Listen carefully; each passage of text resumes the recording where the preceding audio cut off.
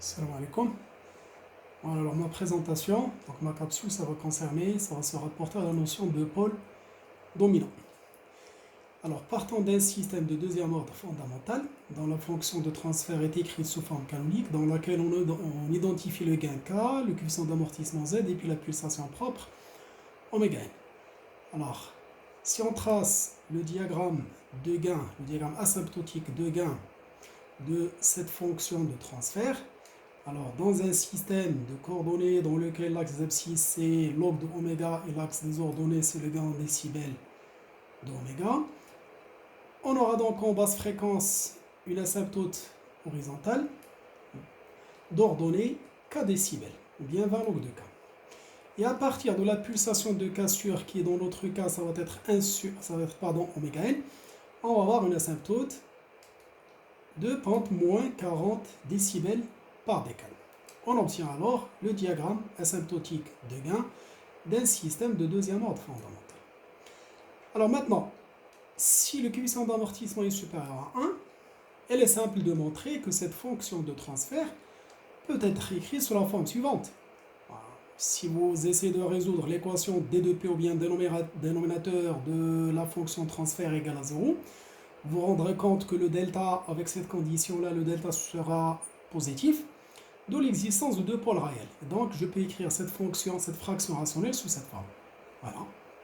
Alors donc, je peux écrire h de p sous la forme de k sur 1 plus t1p facteur de 1 plus t2p. Alors, par la suite, on supposera que t1 est supérieur à t2. Traçons le diagramme de Bode maintenant de cette fonction de transfert. Celle-là.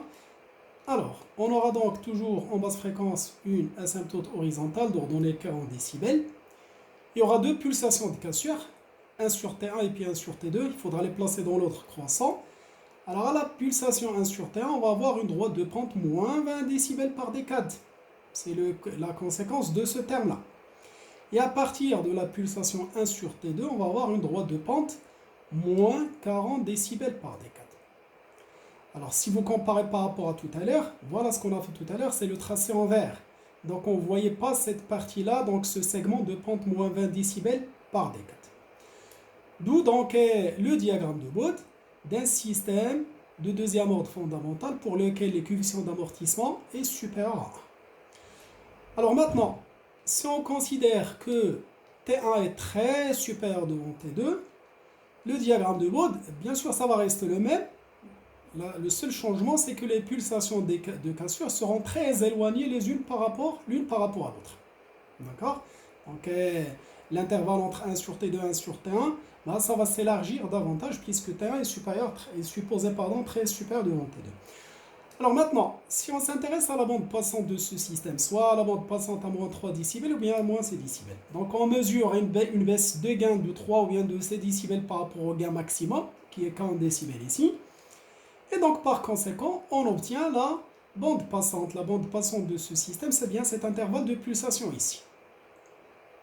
Ok.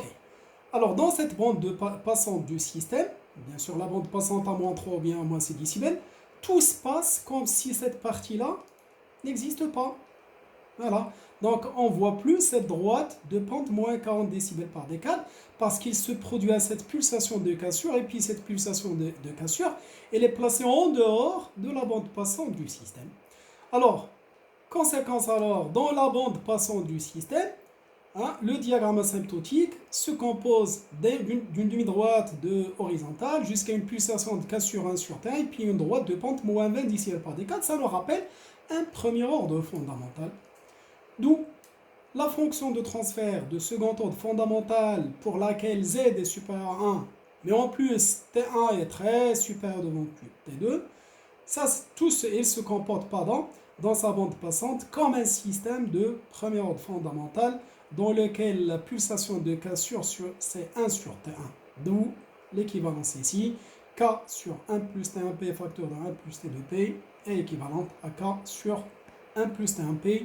C'est la notion du pôle dominant, dans laquelle le pôle dominant, c'est 1 sur T1. Si vous voulez retenir ça beaucoup plus facilement, on ne garde que la plus grande des deux constantes des temps, T1 ici.